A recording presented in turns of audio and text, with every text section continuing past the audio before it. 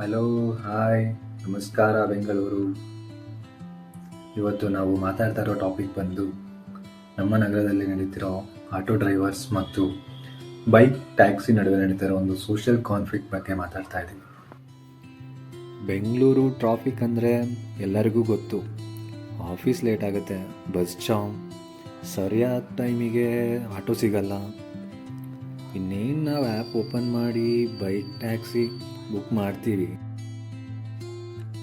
ಆದರೆ ಅದೇ ಮೂಮೆಂಟಲ್ಲಿ ಆಟೋ ಡ್ರೈವರ್ಸ್ ಬರ್ತಾರೆ, ಕಿರಿಚ್ತಾ ಇರ್ತಾರೆ, ಕೂಗಾಡ್ತಾ ಇರ್ತಾರೆ, ಟೆನ್ಷನ್ ಫೀಲ್ ಆಗ್ತಾ ಇರುತ್ತೆ. ಫಿಯರ್, ಭಯದ ವಾತಾವರಣವೂ ಸಹ ಆ ಎನ್ವಿರಾನ್ಮೆಂಟಲ್ಲಿ ಕ್ರಿಯೇಟ್ ಆಗಿರುತ್ತೆ. ಆಟೋ ಡ್ರೈವರ್ಸ್ ರಿಯಾಲಿಟಿ ನೋಡೋದಾದರೆ, ಆಟೋ ಡ್ರೈವರ್ಸ್ ಅಂದರೆ ವಿಲನ್ಸಾ? ಅಲ್ಲ. ಅವರು ದಿನ 12ರಿಂದ 14 ಗಂಟೆ ಕೆಲಸ ಮಾಡ್ತಿರ್ತಾರೆ. ಗೋರ್ಮೆಂಟ್ ಟ್ಯಾಕ್ಸ್ ಕಟ್ತಾರೆ, ಗಾಡಿ ಮೇಂಟೆನೆನ್ಸ್, ಅವ್ರದ್ದೇ ಆದ ಖರ್ಚುಗಳಿರುತ್ತೆ. ಅವ್ರ ಡೈಲಿ ಅರ್ನಿಂಗ್ಸ್ ಮೇಲೇನೆ ಅವ್ರ ಫ್ಯಾಮಿಲಿ ಡಿಪೆಂಡ್ ಆಗಿರುತ್ತೆ. ಮಕ್ಕಳು ಮರಿ ಎಲ್ಲ ಜೀವನ ಮಾಡ್ತಾ ಇರ್ತಾರೆ. ಇವಾಗ ರೋಡ್ ಮೇಲೆ ಬೈಕ್ ಟ್ಯಾಕ್ಸಿ ಸ್ಟಾರ್ಟ್ ಆಗುತ್ತೆ. ಅವ್ರಿಗೆ ಸಡನ್ ಆಗಿ ಏನಾಗುತ್ತೆ ಅಂದರೆ, ಬೈಕ್ ಟ್ಯಾಕ್ಸಿ ಒಂದು ಚೀಪ್ ಆಗಿದೆ, ಜನರು ಈಸಿಯಾಗಿ ಯೂಸ್ ಮಾಡ್ತಿದ್ದಾರೆ ಆ್ಯಪ್ ಮೂಲಕ. ಅವರಿಗೆ ಅನ್ಸುತ್ತೆ, ನಾನು ಸರ್ವೈವ್ ಆಗ್ತೀನಾ ಈ ಫೀಲ್ಡಲ್ಲಿ ಅನ್ನೋದೊಂದು ಭಯ ಸ್ಟಾರ್ಟ್ ಆಗುತ್ತೆ.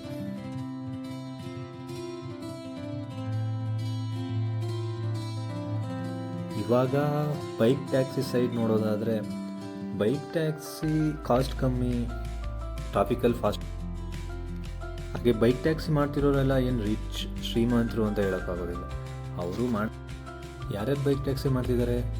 ಕಾಲೇಜ್ ಸ್ಟೂಡೆಂಟ್ಸ್, ಕೆಲ್ಸಕ್ಕೆ ಹೋಗ್ತಿರೋರು, ಅದು ಕಮ್ಮಿ ಸಂಬಳ ತಗೊಳ್ತಾರೆ, ಅಟ್ಲೀಸ್ಟ್ ಪೆಟ್ರೋಲ್ ಖರ್ಚಿಗಾಗಲಿ ಸ್ವಲ್ಪ ಸೇವಿಂಗ್ಸ್ ಆಗಲಿ ಅಂತ ಮಾಡ್ತಾ ಇದ್ದಾರೆ.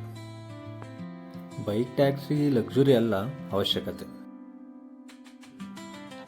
ರಿಯಲ್ ಪ್ರಾಬ್ಲಮ್ ನೋಡೋದಾದರೆ, ಇಲ್ಲಿ ಪ್ರಾಬ್ಲಮ್ ಬಂದು ಬೈಕ್ ಟ್ಯಾಕ್ಸಿ ಅಥವಾ ಆಟೋ ಡ್ರೈವರ್ಸ್ ಅಲ್ಲ.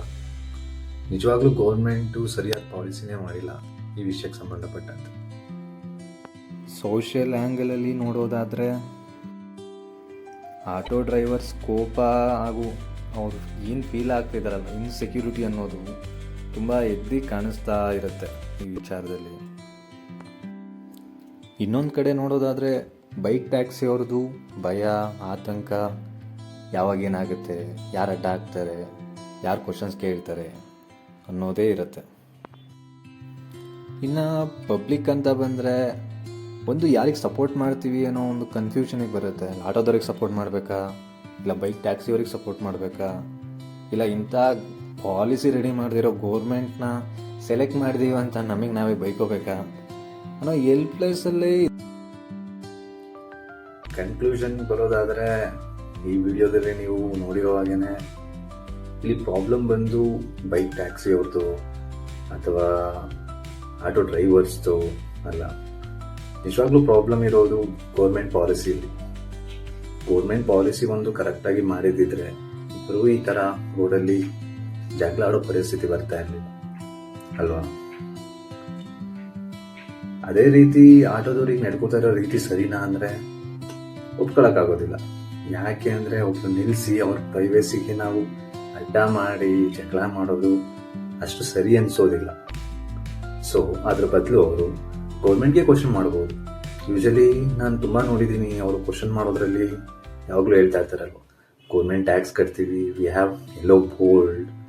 ಎಸ್, ನಿಜವಾಗ್ಲೂ ನೀವು ತುಂಬ ಟ್ಯಾಕ್ಸ್ ಕಟ್ತೀರಾ, ನಾನು ನಿಜವಾಗ್ಲೂ ಒಪ್ಕೋತೀನಿ ಅದನ್ನು. ಪ್ರಾಬ್ಲಮ್ ಏನು? ಗೌರ್ಮೆಂಟ್ನ ಕೇಳಬೇಕಲ್ಲ. ಯು ಹ್ಯಾವ್ ಟು ಕ್ವಶನ್ ಗೌರ್ಮೆಂಟ್ನ ಕ್ವಶನ್ ಮಾಡಿ ಅದ್ರ ಬಗ್ಗೆ. ಈ ವಿಚಾರದಲ್ಲಿ ನೀವು ಒಬ್ಸರ್ವ್ ಮಾಡೋದಾದರೆ, ಬೈಕ್ ಟ್ಯಾಕ್ಸಿಯವರಾಗಿರ್ಬೋದು ಅಥವಾ ಆಟೋ ಡ್ರೈವರ್ಸ್ ಆಗಿರ್ಬೋದು, ಅವರಿಬ್ರಿಗೆ ಕಾಮನ್ ಒಂದು ಸಮಸ್ಯೆನ ನೀವು ಒಬ್ಸರ್ವ್ ಮಾಡ್ಬೋದು ಆ್ಯಸ್ ಎ ಪಬ್ಲಿಕ್ ಆಗಿ. ಹೇಳಿ, ರೋಡ್ ಸರಿ ಇಲ್ಲ. ಇವನ್ ಎಷ್ಟೋ ರೋಡ್ಗಳಲ್ಲಿ ನೀವು ನೋಡ್ತಾ ಇರ್ತೀರಾ, ಬೆಂಗಳೂರು ರೋಡು ತುಂಬ ವರ್ಸ್ಟ್ ಆಗಿದೆ ಕೆಲವೊಂದು ಚಿಕ್ಕದಲ್ಲಿ. ಅಷ್ಟು ಗುಂಡಿಗಳು, ಅಷ್ಟು ಏರುಪೇರುಗಳು, ಇದ್ರ ಮಧ್ಯೆ ಎಷ್ಟು ಮೇಂಟೆನೆನ್ಸ್ ಇಶ್ಯೂ ಬರುತ್ತೆ. ಇವನ್ ಬೈಕ್ ಆದ್ರೂ ಆಟೋ ಆದ್ರೆ ಎರಡಕ್ಕೂ ತುಂಬ ಬರುತ್ತೆ ಮೇಂಟೆನೆನ್ಸ್ ಇಶ್ಯೂ. ಸೊ ನಾನು ನಿಮ್ಗೆ ಹೇಳೋದಿದೆ, ಟ್ಯಾಕ್ಸ್ ಪೇ ಮಾಡ್ತೀರಾ, ಎಲ್ಲ ಮಾಡ್ತೀರಾ, ಕ್ವಶನ್ ಮಾಡಿ. ನಮಗೊಂದ್ಸರಿ ತುಂಬ ಖುಷಿ ಆಗುತ್ತೆ ಆಟೋದಲ್ಲಿರೋ ಯೂನಿಟಿ ಅನ್ನೆಲ್ಲ ನೋಡ್ತಾ ಇದ್ರೆ ನೀವು ಕ್ವಶನ್ ಮಾಡ್ಬೋದು. ಮತ್ತೆ ಕೊನೆಯದಾಗಿ ಹೇಳೋದಾದ್ರೆ, ಇದು ಆಟೋ ಮತ್ತು ಬೈಕ್ ನಡುವೆ ನಡೀತಾ ಇರೋ ಫೈಟ್ ಅಲ್ಲ, ಇದು ಸರ್ವೈವಲ್ ಮತ್ತು ಸಿಸ್ಟಮ್ ಫೇಲ್ಯೂರ್ ನಡುವೆ ನಡೀತಾ ಇರೋ ಫೈಟ್ ಆಗಿದೆ. ನಾನು Ram. This is voice of life with Ram. See you on next video. This is just the beginning. Thank you.